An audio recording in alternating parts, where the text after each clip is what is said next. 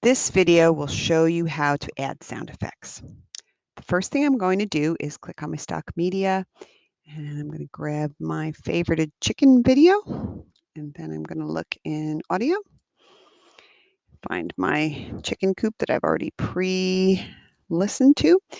And then what I want to make sure is that my video and my audio line up. I don't want to have sound and then no sound. I don't want silent chickens. So I'm going to just grab the edge, line them up. And now when I play it back, I have chickens and video. Beautiful. That's how you create sound effects.